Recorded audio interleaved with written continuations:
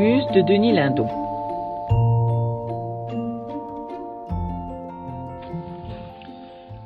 Les travaux d'Hercule. Sur le conseil de Thésée, Hercule, désireux d'expier le crime qu'il avait commis sous l'emprise de l'ivresse, était allé se mettre au service de son cousin Eurysthée. Celui-ci, roi de Mycène, était un personnage intéressé et peu scrupuleux. Il vit bientôt tout le parti qu'il pouvait tirer de la collaboration bénévole d'Hercule et lui annonça d'emblée que pour lui faire plaisir, il lui confierait successivement 10 tâches, toutes plus difficiles les unes que les autres. Le lion de Némée. La première tâche d'Hercule fut de débarrasser le royaume de Mycène d'un lion redoutable qui sortait périodiquement de la forêt de Némée pour s'attaquer aux troupeaux et à leurs bergers. Muni de son arc et de sa massue, Hercule se mit à la recherche du lion de Némée et le trouva bientôt. Il tenta d'abord de le tuer à coups de flèches, mais la peau du lion était si épaisse que les flèches n'y pénétraient pas. Il lui asséna alors un formidable coup de massue, mais la tête du lion était si dure que la massue se brisa. Hercule attaqua enfin le lion à main nue. Indifférent à ses rugissements, à ses crocs et à ses griffes, il parvint à l'étouffer entre ses bras puissants. Lorsque le lion fut mort, Hercule découpa sa peau et s'en revêtit comme d'une cape, la tête du lion reposant comme un casque sur sa propre tête. C'est dans cette tenue qu'il retourna chez Eurysthée pour l'informer que sa première tâche était accomplie. Le premier instant d'épouvante passé, car Eurysthée avait cru d'abord voir apparaître le lion lui-même, il confia à Hercule une deuxième mission, le nettoyage des écuries d'Augias. Les écuries d'Augias. Augias était un voisin et ami d'Eurysthée. Il possédait un troupeau de 3000 bœufs qui le jour paissaient dans de riches prairies et la nuit dormaient dans d'immenses étables. Par suite de la négligence du personnel d'entretien, ou peut-être d'une grève, l'histoire ne le dit pas, ces étables étaient restées quelque temps sans être nettoyées et une quantité immense d'excréments s'y était accumulée. Il dégageait une odeur si nauséabonde que personne ne pouvait plus s'approcher des étables et que chaque jour la couche de fumier s'élevait de 20 centimètres, menaçant de monter bientôt jusqu'au toit. À distance respectueuse, Hercule contempla cet océan de bouse et comprit qu'avec une pelle et un balai, il n'en viendrait jamais à bout. Une violente colère le prit. Pour la passer, il se saisit d'un gros rocher qu'il projeta violemment vers un torrent qui coulait à ses pieds. Dans sa chute, le rocher provoqua une avalanche qui, à son tour, forma un barrage au fond de la vallée. Sortant de son lit, le torrent fut alors détourné vers les écuries d'Augias et les nettoya en moins de temps qu'il ne faut pour l'écrire. Augias, reconnaissant, fit cadeau à Hercule de 300 de ses bœufs. Les oiseaux du lac Stymphale. Les bois qui entouraient le lac Stymphale étaient peuplés d'une multitude d'oiseaux redoutables, pourvus de becs et de griffes d'airain qui les rendaient dangereux pour le bétail et même pour les humains. Eurysthée confia à Hercule la mission de les détruire. Arrivé un matin de bonne heure sur les rives du lac, Hercule se mit en devoir de tirer ses flèches sur les oiseaux perchés dans les arbres. Comme il était un fin tireur, ses flèches faisaient mouche à chaque coup. Mais les oiseaux étaient si nombreux qu'ils se reproduisaient plus vite qu'Hercule ne les tuait. À la fin de la journée, le carquois d'Hercule était vide et il y avait plus d'oiseaux dans les arbres que lorsqu'il était arrivé le matin. Dans un mouvement de rage, le héros frappa de toute sa force son épée de bronze sur son bouclier d'airain. Le choc du métal retentit comme un coup de tonnerre. Effrayés, tous les oiseaux prirent leur vol dans un tournoiement agité et confus. Cela donna une idée à Hercule. Au moment où, rassurés, les oiseaux s'apprêtaient à se reposer sur les arbres, il donna un second coup d'épée sur son bouclier, provoquant un nouvel affolement des oiseaux.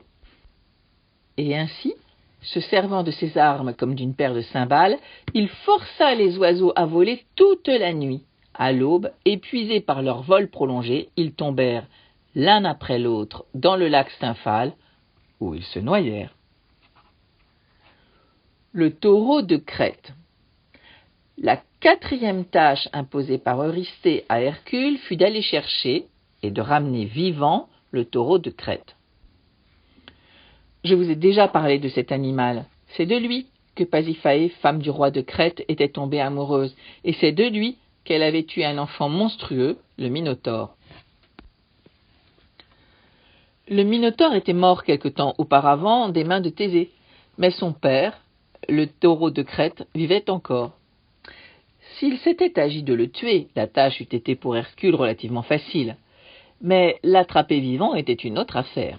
Ayant posé sa massue et son arc, Hercule, vêtu de sa peau de lion, pénètre dans le vaste enclos où paissait le taureau.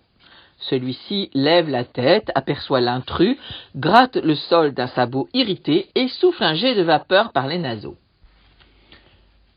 Hercule fait un pas en avant, puis un autre, en direction du taureau menaçant, mais immobile. Et tout à coup, alors qu'Hercule n'était plus qu'à 10 pas de lui, le fauve passe à l'attaque. Pour être plus agile, Hercule a l'idée de se dépouiller de sa pelisse de lion qui entrave ses mouvements. D'un geste rapide, il l'arrache de ses épaules et s'apprête à la jeter loin de lui.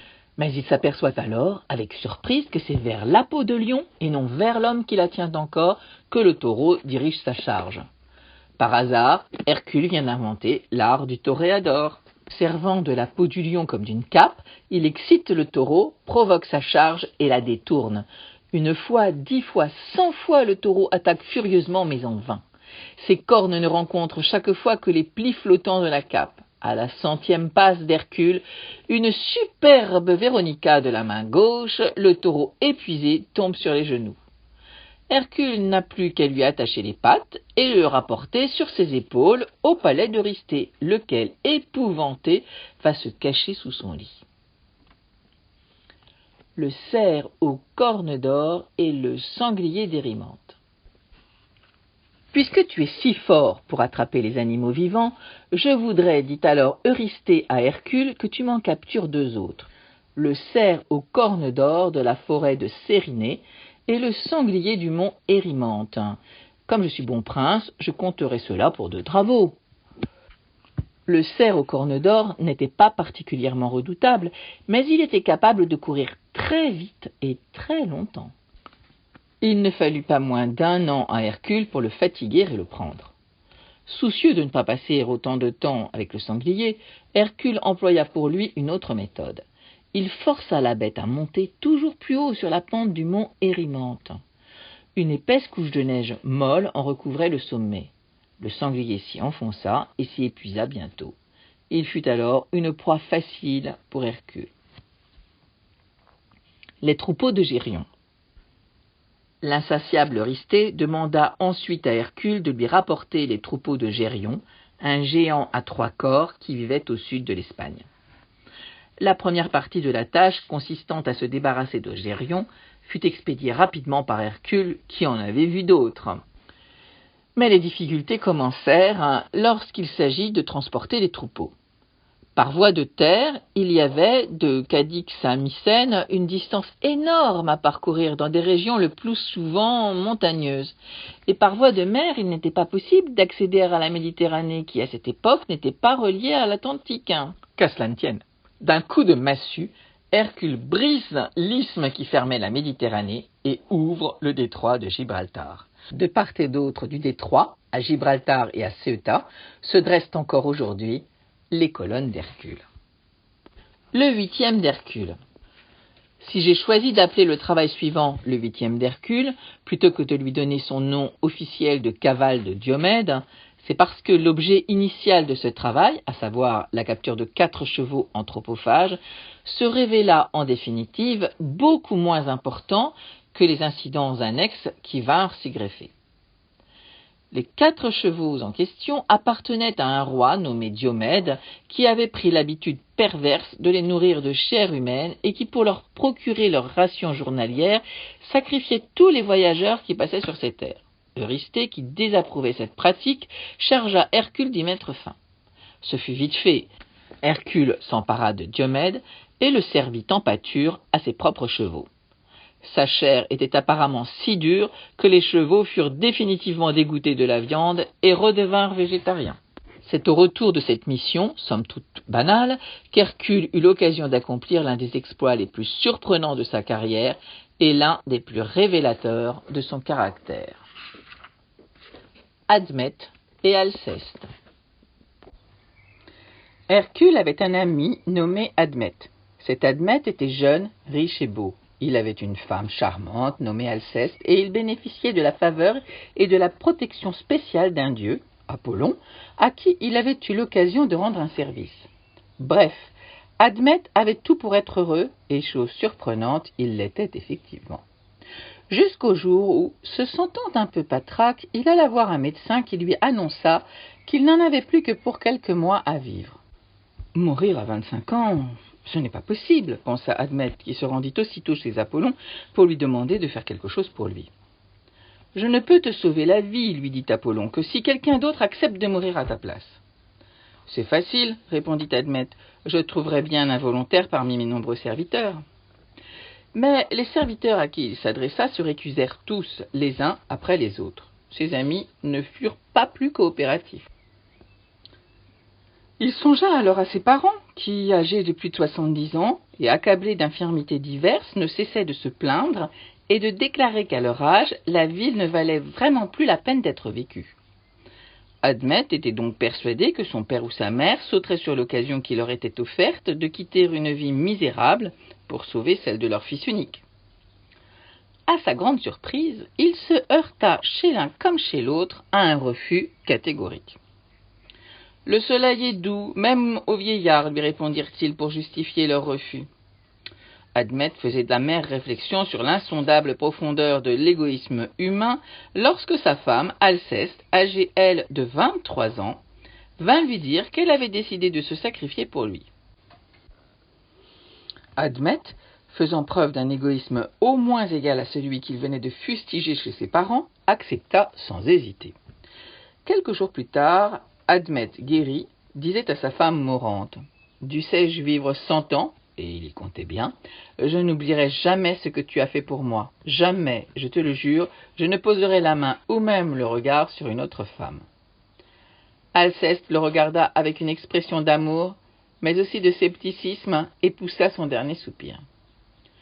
Le convoi funèbre, mené par Admète, s'apprêtait à quitter la maison, lorsqu'Hercule, qui passait par là au retour de son expédition chez Diomède et qui n'était au courant de rien, s'arrêta chez son ami avec l'intention d'y passer quelques jours.